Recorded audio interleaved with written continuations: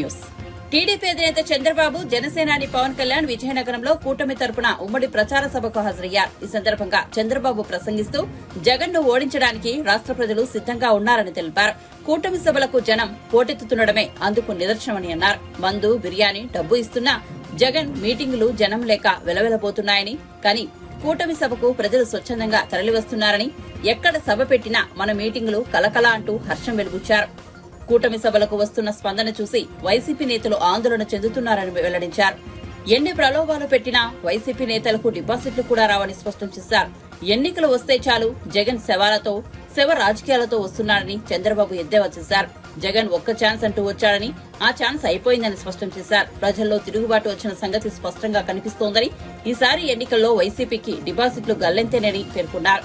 రాష్ట్రంలో కూటమి అధికారంలోకి రాకుండా ఎవరు అడ్డుకోలేరని చంద్రబాబు ఉద్ఘాటించారు. ఎవరికైనా సందేహం ఉందా తమ్ముళ్ళు? విజయం కూటమిది, అవునా కాదా అని అడుగుతున్నా. గట్టిగా చప్పట్లు కొట్టి జగన్మోహన్ రెడ్డి ఎక్కడున్నాడో నాకు తెలియదు. అతని గుండెల్లో రైళ్లు పరిగెత్తించే విధంగా గట్టిగా చప్పట్లు కొట్టి చెప్పండి. జగన్, నువ్వన్నావు ఒక సైకోగా సిద్ధం అన్నావు. మేము సిద్ధం అని చెప్పి మళ్ళా ముందుకొచ్చావు. నిన్ను ఓడించడానికి ప్రజలు సిద్ధం, అవునా కాదా తమ్ముళ్ళు అడుగుతున్నా. జగన్ మీటింగులు వెలవెల, మన మీటింగులు కళకళ. నేను పవన్ కళ్యాణ్, కేంద్రం నరేంద్ర మోడీ, మాది సూపర్ హిట్. ఈ కాంబినేషన్ ఎక్కడా లేదని మరొకసారి మీ అందరికీ విజ్ఞప్తి చేస్తున్నా. ఏదైనా మంచి జరగాలంటే ఈ నాయకత్వానికే సాధ్యం. ఈ రోజుటి వరకు మా నాడు నామినేషన్లు వేశారు. ఎక్కడ చూసినా గెలిచిపోయిన తర్వాత ఏ విధంగా ఊరేగింపులు పెడతారో ఆ విధంగా కూటమి అభ్యర్థులు బ్రహ్మాండంగా నామినేషన్లు వేస్తే వైసీపీ క్యాండిడేట్లు వెలవెలబోయే పరిస్థితికి వచ్చారు. 2014లో జగన్ తండ్రి శవ రాజకీయంతో వచ్చాడు, అవునా కాదా తమ్ముళ్ళు అడుగుతున్నా. 2019లో బాబాయి శవంతో వచ్చాడు. ఇప్పుడు గులకరాయి డ్రామాతో వచ్చాడు. నేను చెప్తున్నా, ఈ ప్రజలు వైసీపీకి శవయాత్ర పట్టబోతున్నారని విజ్ఞప్తి చేస్తున్నాను. నీ రాజకీయాలు అయిపోయినాయి, నీ చరిత్ర అయిపోయింది. ఒక ఛాన్స్ అన్నావు, అదే చివరి ఛాన్స్ అయిపోయిందని మరొక్కసారి చెప్తున్నా. ఇక్కడ చూస్తే ఈ ఉమ్మడి మీటింగ్ చూసినప్పుడు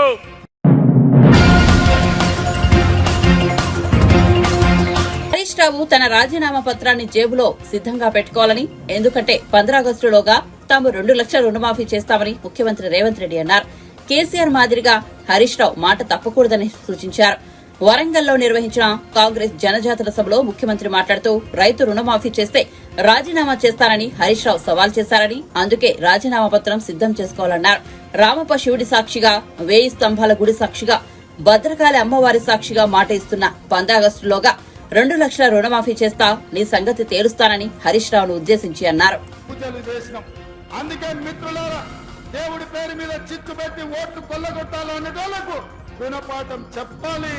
అప్పుడే మన ప్రాంతం యొక్క చైతన్యం ప్రజలకు చేరుతుందని చెప్పి నేను సవినయంగా మీకందరికీ విజ్ఞప్తి చేస్తున్న మిత్రులారా. అందుకే మిత్రులారా, ఈరోజు జరగబోయే పరిణామాలు, రాబోయే తీర్పు ఈ వరంగల్ నుంచే మొదలవ్వాలి.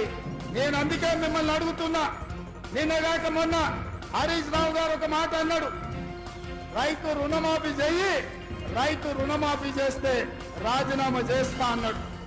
నేను ఈ వేదిక మీద నుంచి మాట ఇస్తున్నా. రామప్ప దేవాలయం శివుడి సాక్షిగా, సమ్మక్క సారలమ్మ సాక్షిగా 1000 స్తంభాల గుడి సాక్షిగా అక్కడి సూర్యుడు ఇక్కడ ఉదయించిన, భూమి ఆకాశం తిరగబడ్డా, తుఫానులు వచ్చినా, భూకంపం వచ్చినా, భూమి బద్దలైనా, నేను మాట ఇస్తున్నా 15 ఆగస్టు లోపల తెలంగాణ రైతాంగానికి 15 ఆగస్టు లోపల తెలంగాణ రైతాంగానికి 2 లక్షల రూపాయల రుణమాఫీ చేసి తీరుతా.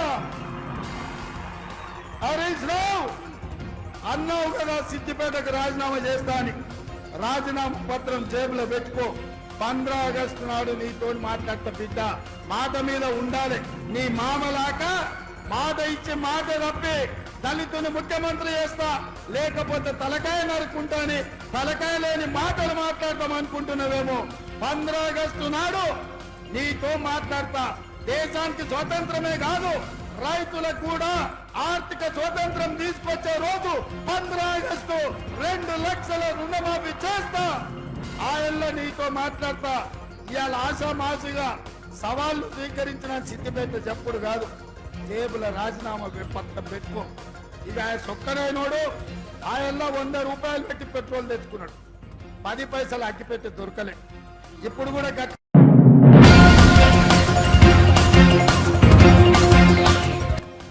ముఖ్యమంత్రి జగన్మోహన్ రెడ్డి మెడికల్ సీట్లను కూడా వదలలేదు.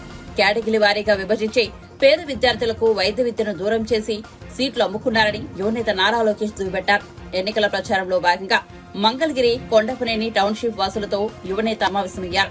ఈ సందర్భంగా లోకేష్ మాట్లాడుతూ జగన్ తీసుకొచ్చిన మెడికల్ సీట్లు అమ్ముకునే విధానానికి స్వస్తి పలికి ప్రతిభ కలిగిన పేద విద్యార్థులకు వైద్య విద్యను అందుబాటులోకి తెస్తాం. జగన్ అధికారంలోకి వచ్చాక ఆరోగ్యశ్రీని అనారోగ్యశ్రీగా మార్చేశారు. ఆరోగ్యశ్రీ కింద 1200 కోట్ల బకాయిలు పెట్టడంతో ప్రైవేట్ ఆసుపత్రుల్లో ఎక్కడా ఈ పథకం కింద వైద్యం అందడం లేదన్నారు.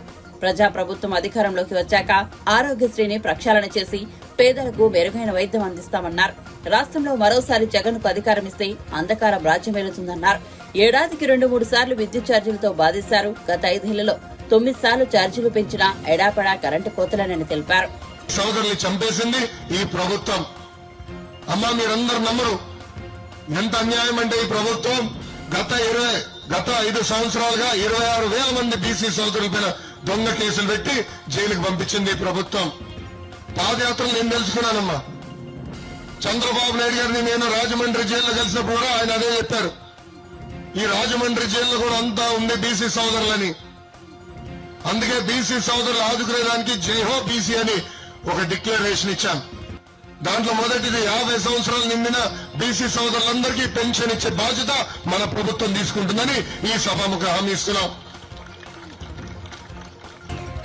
బీసీల్ని రక్షించడానికి ఒక ప్రత్యేక రక్షణ చట్టం నేను తీసుకొస్తా తల్లి. ఎవరన్నా బీసీల పట్ల అసభ్యంగా ప్రవర్తించినా మాట్లాడినా వాళ్ళని జైలుకి పంపించే బాధ్యత మీ లోకేష్ తీసుకుంటారు తల్లి. అమర్నాథ్ గౌడ్ బాగా చదువుకుంటాడు. ఊర్లో వైకాపా నాయకుల పిల్లలు పుస్తకాల నుంచి కాగితాలు చింపి అతని నోరులో కుక్కేసి కాలు చేతులు కట్టే చంపేశాడు. ఆ చెల్లెమ్మని నేను కలిసా, ఆమె బాగా ఎంచుకున్నా. మా బీసీ సోదరులకు ప్రత్యేక రక్షణ చట్టం రావాలి. అందుకే మన ప్రభుత్వ అధికారులకు వచ్చిన వెంటనే ఆ రక్షణ జరగలేదు. నేను పుట్టి పెరిగింది హైదరాబాద్ లో, అది మీ అందరు తెలుసు. 2019 ముందర హైదరాబాద్ గల్లీలన్నీ నాకు తెలుసు తల్లి. కానీ ఇప్పుడు మంగళగిరిలో అన్ని గల్లీలు నాకు తెలిసిపోయినాయి. అమ్మా 2019 ఎప్పుడైతే నేను మంగళగిరిలో పోటీ చేశానో మంగళగిరి నా సొంతం చేసుకునే తల్లి. అక్కడ నియోజకవర్గం కనీసం 2 స్థానాల్లో పోటీ చేయండి నన్ను పార్టీ కోరిన తల్లి. కానీ ఒకటే చెప్పా, గత 4 సంవత్సరాలు 11 నెలలుగా మంగళగిరి ప్రజలు నేను నమ్ముకుని ఉన్నా. మంగళగిరి ప్రజలకి నేను సేవ చేశాను. మంగళగిరి ప్రజలు మే 13న నన్ను ఆశీర్వదిస్తారు, దీవిస్తారని నేను బలంగా నమ్ముతున్నానని వాళ్ళు చెప్పారు.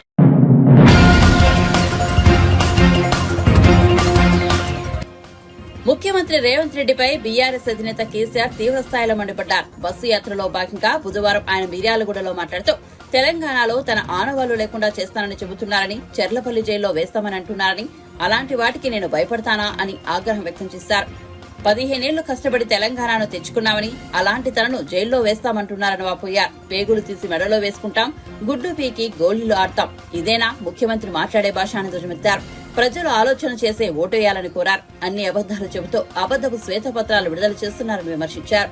అంబేద్కర్ పుణ్యమా అని మనకు తెలంగాణ వచ్చిందని, అందుకే ఆయన గౌరవార్థం అతిపెద్ద విగ్రహాన్ని ఏర్పాటు చేసుకున్నామన్నారు. మొన్న అంబేద్కర్ జయంతి రోజున అక్కడకు ముఖ్యమంత్రులు గాని మంత్రులు కాని ఎవరూ వెళ్లలేదని మండిపడ్డారు. మనం తప్పకుండా మళ్లీ అధికారంలోకి వస్తామని ఎలాంటి అనుమానం లేదన్నారు. మనల్ని ఎవరూ ఆపలేరన్నారు. మనం కలగన బంగారు తెలంగాణ నిర్మాణం అయ్యేదాకా కొట్లాడదామన్నారు. నోటికి మొక్కాలి అన్ని హామీలు ఇచ్చినారు. 420 హామీలు ఇచ్చి చక్కగా ఉన్న తెలంగాణలో ఉడుముల్లాగా వచ్చి మనకి అవస్థలు తెచ్చిపెడతా ఉన్నారు. రైతు బంధు కావాలని రైతులు అడిగితే చెప్పుతోను కొడతాను ఒక మంత్రి మాట్లాడతాడు. నేను చెప్పిన మంత్రి గారు, చెప్పులు మీకే లేవు, చెప్పులు రైతులకు కూడా ఉంటాయి. వాళ్ళ చెప్పులు చాలా బందోబస్తుగా ఉంటాయని నేను చెప్పిన. బీఆర్ఎస్ పరిపాలనలో బీఆర్ఎస్ 10 ఏళ్ల అధికారంలో ఉంటే తెలంగాణ రాష్ట్రంలో 18 పంటలకు ఏమాత్రం వెనక ముందు కాకుండా బ్రహ్మాండంగా సాగరాయకట్టంతా నీళ్ళిచ్చి పంటలు పండించినాం, బంగారు పంటలు పండించినాం. ఈరోజు ఏమైంది? సాగర్లో నీళ్లుండే, ఇయ్యగలిగిన అవకాశం ఉండే, ఈ దద్దమ్మలకు దమ్ము లేక ప్రాజెక్టు తీసుకుపోయి కేఆర్ఎంబి చేతిలో పెట్టి మొత్తం పంటలను ఎండబెట్టినారు సాగరాయకట్లో. తెలంగాణ వచ్చిన తర్వాత పంటలు ఎండినాయంటే ఇదే మొదటిసారి. రైతు బంధులో దగా, రైతు బీమా ఉంటుందో ఊడుతుందో తెలియదు. బ్రహ్మాండంగా కేసీఆర్ ఉన్నన్ని రోజులు రెప్ప పాటు కూడా పోని కరెంటు కట్కా బంద్ చేసినట్టే మాయమైపోయినది. ఎక్కడికి పోయింది కరెంటు? ఏమైంది కరెంటుకు? వీళ్ళు కొత్తగా గడ్డపారలు బట్టి తవ్వి పనిచేసే అవసరం లేకున్నా కేసీఆర్ 9 ఏళ్ల పాటిచ్చిన కరెంటును కూడా నడిపించలేని అసమర్థులు ఈరోజు రాజ్యాన్ని వెళ్తా ఉన్నారు మన దగ్గర. దయచేసి మీరు గమనించాలి 2 విషయాలు. ఒకటి, కరెంటు ఎందుకు ఆగమవుతా ఉంది నేను ఈ ప్రభుత్వాన్ని ప్రశ్నిస్తా ఉన్నా. ఎందుకు బాధ పెడతా ఉన్నారు ప్రజలను? కష్టపడి బ్రహ్మాండంగా మిగులు కరెంటు ఉండే పద్ధతిలో మేము చేసినాం.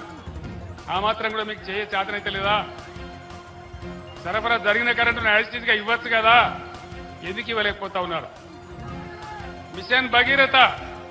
మిషన్ భగీరథతో మంచినీళ్లు తెచ్చి అర్బన్ ఏరియాలో, మున్సిపల్ ఏరియాలో అన్ని వర్గాల పేద ప్రజలకు దొరకాలని ₹1 నల్లా కనెక్షన్ ఇచ్చి ప్రతి ఇంట్లో నల్లా ఫిట్ చేసి ప్రజలందరికీ కూడా ప్రతి ఇంటికి బ్రహ్మాండంగా నల్లా నీరు అందించినాం. ఇలా మిషన్ భగీరథ ఎందుకు నడపలేకపోతా ఉన్నారు? మీ అసమర్థత ఏంది? మీ తెలివి తక్కువతనం ఏంది? దయచేసి ఆలోచించాలని చెప్పి నేను కోరుతా ఉన్నా. బ్రహ్మాండంగా నడిచిన మిషన్ భగీరథ ఎక్కడికి పోయినారు? ఆనాడు నీళ్ల కోసమై కోస 4-5 నెలలకే కేసీఆర్ పక్కకు జరగంగానే ఇవి ఎక్కడ మాయమైపోయినాయి? ఎందుకు బాధ పెడతా ఉన్నారు? సమాధానం చెప్పాలా? ఈ జిల్లాలో ఉన్న మంత్రులు ఇక కేసీఆర్ని తిట్టాలి, ఒకటే పని, ఏం లేదు. కేసీఆర్ని తిట్టాలి, పాపం గడుపుకోవాలి తప్ప పంటలు ఎండగొట్టినారు.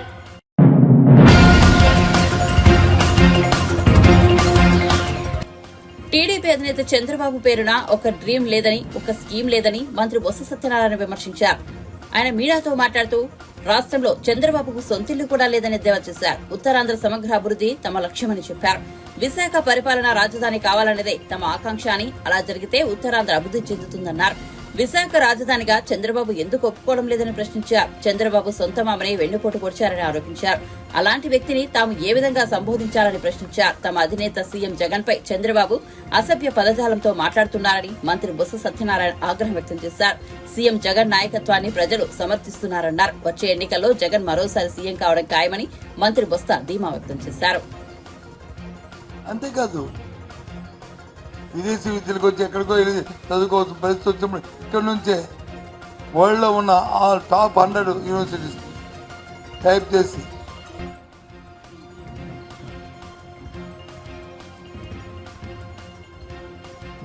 అన్నిటితోని ఒక హార్వర్డ్ కాదు, ఒక లండన్ స్కూల్ ఆఫ్ ఎకనామిక్స్ కాదు, ఇది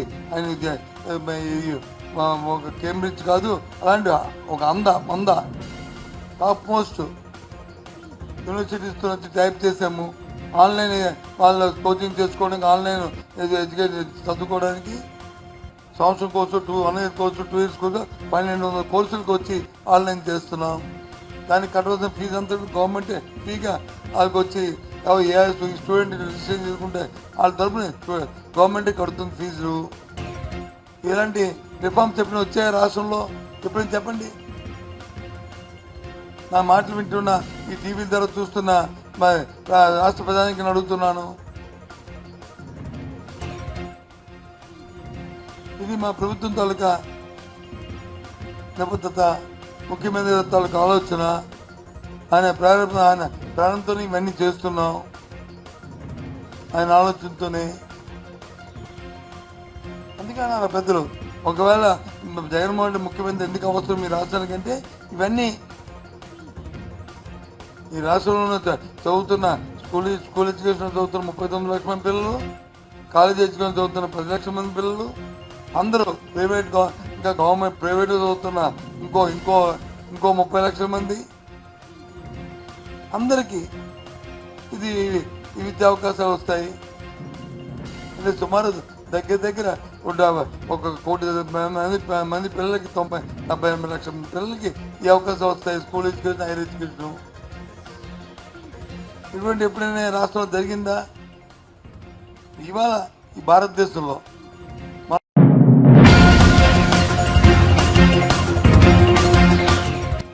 ఎన్నికల నామినేషన్ ర్యాలీలో జనసేన అధినేత పవన్ కళ్యాణ్ డాన్స్ చేశారు. కాకినాడ జనసేన ఎంపీ అభ్యర్థి తంగెళ్ల ఉదయ్ శ్రీనివాస్ నామినేషన్ ర్యాలీలో పవన్ పాల్గొన్నారు.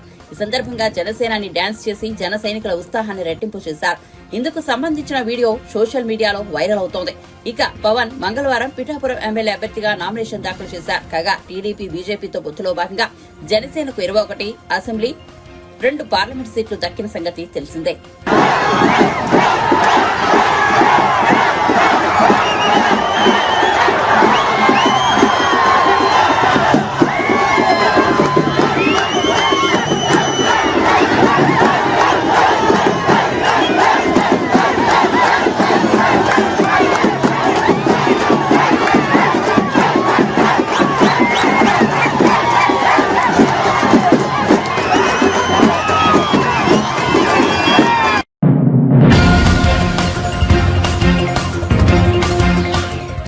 రాష్ట్రంలో ప్రభుత్వం స్వర్ణయుగం నడుస్తోందని, సీఎం జగన్ పాలనలో అన్ని వర్గాలు సంతృప్తి వ్యక్తం చేస్తున్నాయని ప్రభుత్వ సలహాదారు సజ్జల రామకృష్ణారెడ్డి అన్నారు. జగన్ పాలనను ప్రజలంతా ఎంజాయ్ చేస్తున్నారని తెలిపారు.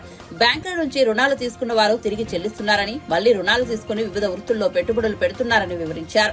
మహిళా సాధికారికతకు జగన్ పెద్దపీట వేస్తున్నారని అన్నారు. మరోవైపు చంద్రబాబు ఇంకా బూజు పట్టిన భావాలతో ఎలా కొట్టుకుంటున్నారో అందరికీ తెలుసునని సజ్జల పేర్కొన్నారు.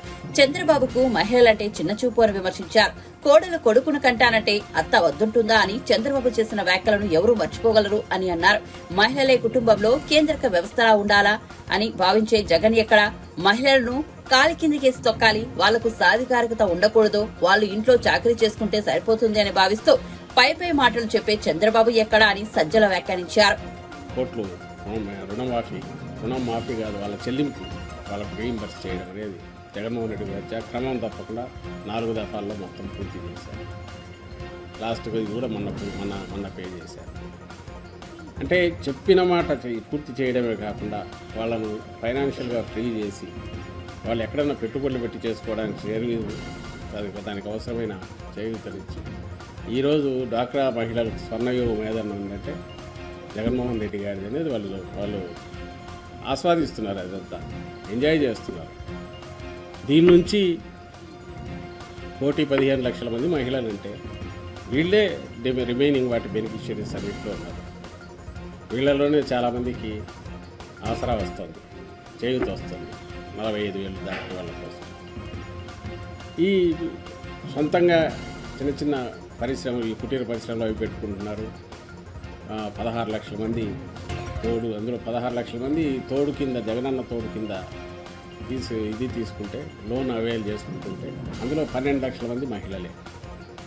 మహిళలకు ఇంత పెద్దపీట వేసి ఇంటి స్థలాల దగ్గర నుంచి మిగిలినవన్నీ కంప్లీట్ వాళ్ళ దీనికి ఇస్తూ, ఆర్థికంగా వాళ్ళని ఎంపవర్ చేస్తూ, రాజకీయంగా కూడా వాళ్ళకి ఇది పూర్తి సాధికారత తీసే అడుగులు వేస్తున్న జగనన్నను ఒక పక్క ఉంటే వాళ్ళను పూర్తి అన్యాయమైన దీంట్లోకి చీకటి దీంట్లోకి తోసేసి వాళ్ళు నిలబడే అవకాశం కూడా లేకుండా అసలు ఆయన మనస్తత్వం ఎంతమందికి తెలియదు చంద్రబాబు నాయుడు. ఆయన చేసిన కామెంట్ ఎట్లా మర్చిపోతారు? ఏమాత్రం చైతన్యం ఉన్న వాళ్ళైనా కోడలు కొడుకును గంటారంటే అత్త వద్దంటుందా అని అన్నారు. అంటే మహిళలన్నా అమ్మాయిలన్నా వీళ్ళ మీద ఉన్న చులకన భావం ఎంతది చంద్రబాబు నాయుడుకి. ఇంకా బూజు పట్టిన భావాల్లో ఎట్లా కొట్టుకుంటున్నాడని అందరికీ తెలుసు. ఆయన వాళ్ళ మహిళలే కేంద్ర బిందువు, కుటుంబానికి వాళ్ళే మంచి యజమానురాలుగా కూడా ఉండగలరు. వాళ్ళ పాత్ర పెరగాలని ప్రోత్సహించే జగన్మోహన్ రెడ్డి గారు ఎక్కడ వాళ్ళను కాలి కింద తొక్కాలో లేకుంటే వాళ్ళకి ఎలాంటి ఇది ఉంచకూడదు, వాళ్ళ సాధికారత వాళ్ళకి అవసరం లేదు, వాళ్ళు ఇంట్లో చాకరీ చేస్తుంటే సరిపోతుంది, పై మాటలతో ఓట్లు లాక్కోవాలని చూసి చంద్రబాబు ఎక్కడ వీటి మధ్య పోలికే లేదు కదా. ఇంట్లో చెల్లెలనే వదిలి జగన్ మన ఇళ్ళల్లో ఆడవాళ్ళని వదులుతాడని ఒక దారుణమైనటువంటి కామెంట్స్ పవన్ కళ్యాణ్ చేస్తున్నారు. అది అదే అతను ఆయన సంస్కారాన్ని ఇది చేస్తుంది. ఒకటి ఆ వయసు కూడా మర్చిపోయినాడు. ఎప్పుడు చెప్పాను కదా ఇంతకుముందు డెస్పరేషన్ అని. మిగిలినవని ఒక్కసారి 19లో ఐ థింక్ ఈయన చెల్లెల్ని ఎట్లా చూసుకునేవాడని అప్పట్లో నార్నే శ్రీనివాస్ అని ఈయన చెల్లెల అల్లుడు చెప్పాడు. ఆమె యాక్సిడెంట్ అయ్యి సీరియస్ దీంట్లో ఉంటే కనీసం పోయి చూసుకొని కూడా చూసుకోలేదు అని ఆ రోజు అన్నారు. పైగా వాళ్ళ ఆర్థిక సహాయం మీద చాలా చేస్తే వాళ్ళకు అవసరమై వస్తే ఇంటి గేటు బయట నుంచి తరిమేసాడని వాళ్ళు చెప్పారు. ఎవరికి తెలియదు ఆయన చెల్లెలు 8 లక్షలు ఏదో వాళ్ళు ఇచ్చినారట. అది అడగాలని పోతే కూడా రానివ్వలేదు, పైసా ఇవ్వలేదు. ఆల్మోస్ట్ మెడబట్టి గెంటినంత పని చేసేసారు. ఆయన కుటుంబం గురించి ఆయన మాట్లాడితే ఏమన్నా కుటుంబ విలువలు వాటి గురించి మాట్లాడితే ఏమన్నా అర్థం ఉంటుందా? తమ్ముడు రామూర్తి నాయుడు అని ఆయన ఎక్కడున్నాడు ఎవరికన్నా ఏ రోజన్నా తెలిసిందా? వీళ్ళు ఎప్పుడన్నా వెళ్ళారా? అసలు ఆయన ఉన్నారా? తెలియదు. చెల్లెళ్ళు ఇద్దరు వాళ్ళు ఎక్కడన్నా ఉన్నారా? ఎప్పుడన్నా కలిశారా? చంద్రబాబు నాయుడు కుటుంబం అంటే తను, తన భార్య, కొడుకు, వీళ్ళు తన ప్రపంచం తంది. ఈయన వచ్చి ఈరోజు చెల్లెల గురించి దాని విలువ గురించి చంద్రబాబు నాయుడు ఎవరైతే తన చెల్లెలను రాచి రంపాన పెట్టినాడో లేదా పూర్తిగా నిర్లక్ష్యం చేశాడో వాళ్ళు కష్టాల్లో ఉంటే అసలు పట్టించుకోలేదు. ఆయన ఈరోజు చెల్లెల గురించి మాట్లాడారు.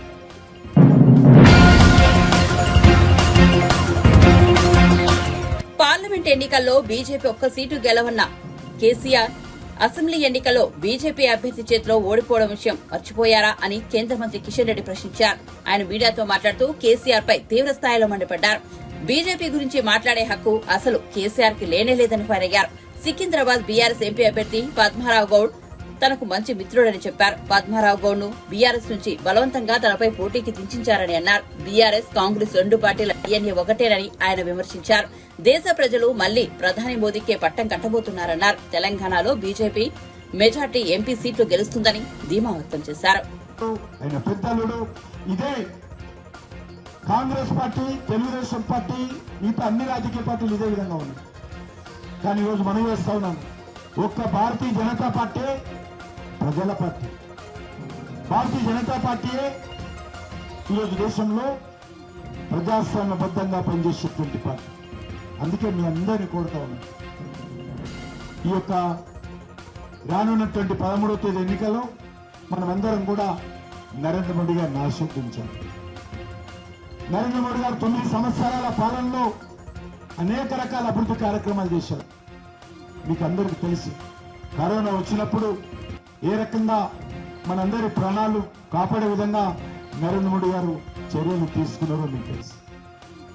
అంతేకాదు మనందరూ కూడా మరి ఆ కరోనా అప్పుడు పనులు లేవని చెప్పి మరి ప్రతి ఒక్క కుటుంబానికి రేషన్ కార్డు ఉన్నటువంటి వాళ్ళందరూ కూడా రేషన్ షాప్ ద్వారా ఫ్రీగా బియ్యం ఇచ్చిన విషయం మీకు తెలుసు. ఎన్ని రోజులైంది? 3 సంవత్సరాల పైన అయింది.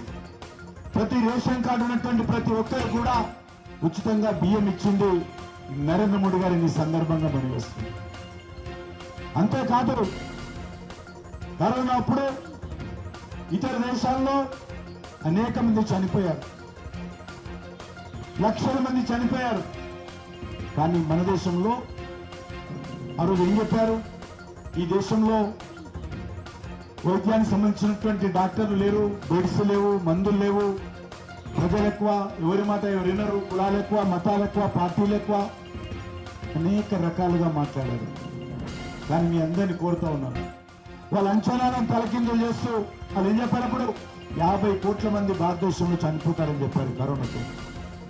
వాళ్ళ అంచనాలను తలకిందులు చేస్తూ నరేంద్ర మోడీ గారి నాయకత్వంలో సమర్థవంతంగా కరోనాను ఓడించి మరి అందరికి కూడా ఇతర దేశాల్లో 1000 రూపాయలు ఇంజక్షన్ తీసుకుంటే ₹1 కూడా తీసుకోకుండా డబ్బులు ముఖ్యం కాదు, నా దేశ ప్రజల ప్రాణాలు కాపాడడం నా ముఖ్యమని చెప్పి నరేంద్ర మోడీ గారి నాయకత్వంలో ఆ రోజు మనందరి ప్రాణాలు కాపాడి అందరికి మొదటి ఇంజక్షన్ ఫ్రీగా ఇప్పించిండు, రెండో ఇంజక్షన్ ఫ్రీగా ఇప్పించిండు, బూస్టర్ కూడా ఇచ్చాడు. కాబట్టి అవి ఇచ్చాడు కాబట్టే ఈరోజు మనందరం బతుకున్నాం. ఆ వ్యాక్సిన్ లేకపోతే చాలా మంది చనిపోయేవాళ్ళు. అంతేకాదు ఈరోజు మనం చూస్తా ఉన్నాం, మనకు సంబంధించినటువంటి పొదుపు సంఘాలకు అనేక కార్యక్రమాలు ఇస్తా ఉన్నాం. పొదుపు సంఘాలకు 5 లక్షలు ఉండేది లోను.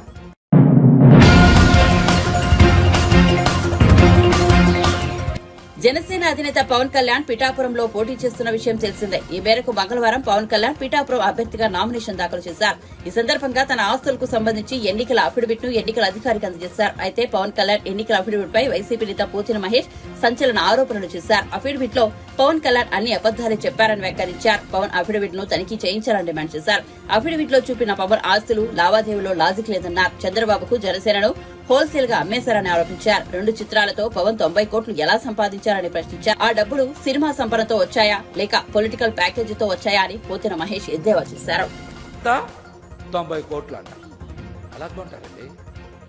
ఎలా కొంటారు 90 కోట్ల ఆస్తులు? ఈ ఆస్తులన్నీ ఎప్పటి నుంచి కొన్నారు తెలుసా?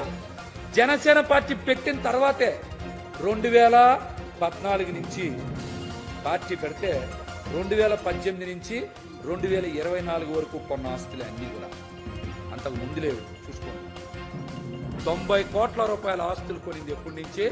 2018 నుంచి 2024 వరకు. ఇవన్నీ నా సొంత కవిత్వం నేను చెప్తున్నా. ఆయన ఎన్నికల అఫిడవిట్లో ఇచ్చినవి ఇవన్నీ కూడా, ఆయన ఎన్నికల అఫిడవిట్లో ఇచ్చినవి అన్నీ కూడా ఎప్పటి నుంచి కొన్నారు? 90 కోట్ల రూపాయల ఆస్తులు కొనింది 2018 నుంచి 2024 వరకు. మరి అవన్నీ కూడా సబ్ రిజిస్టర్ వాల్యూ ప్రకారం 90 కోట్లు. మార్కెట్ వాల్యూ చూపించమంటే సబ్ రిజిస్టర్ వాల్యూకి 1 లక్ష, 2 లక్షలు, 5 లక్షలు కలిపి చూపించారు. కానీ మార్కెట్ వాల్యూ ఎంత ఉంటుందో తెలుసా? సుమారు 350 కోట్ల నుంచి 400 కోట్ల రూపాయలు ఉంటాయి ఆ ఆస్తులు.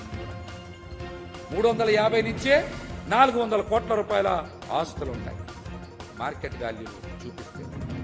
అట్లాగనే ఆయన 2018లో కొన్న ఆస్తులు 17 కోట్లు.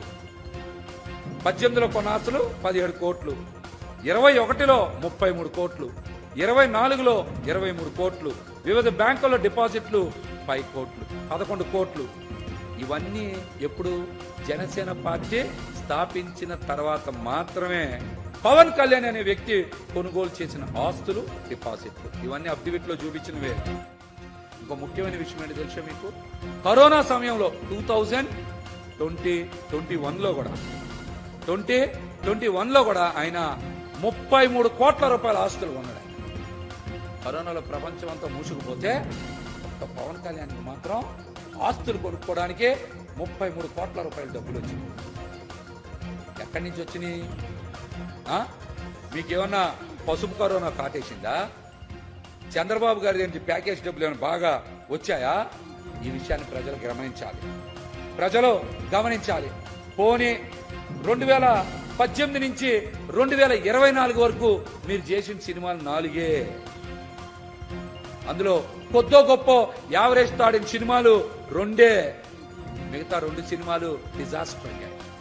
మరి 90 కోట్ల ఆస్తులు ఎలాగొచ్చినాయి మీకు? 90 కోట్ల ఆస్తులు సబ్ రిజిస్టర్ వాల్యూ ప్రకారం చూద్దాం ఎలా వచ్చినాయి. మార్కెట్ వాల్యూ ప్రకారం చూస్తే 350 నుంచి 400 కోట్ల రూపాయల ఆస్తులు ఎలా వచ్చాయి? సినిమా రంగం నుంచి వచ్చాయా? రాజకీయ రంగంలో జనసేన పార్టీని చంద్రబాబు గారికి తాకట్టు పెట్టడం వల్ల వచ్చాయా? సమాధానం చెప్పండి, సమాధానం చెప్పండి. అట్లాగే ప్రభుత్వానికి చెల్లించిన పన్నులంట 73.92 కోట్లంట. ఏం పన్నులు చెల్లించారు? ఏం పన్నులు చెల్లించారు ప్రభుత్వానికి?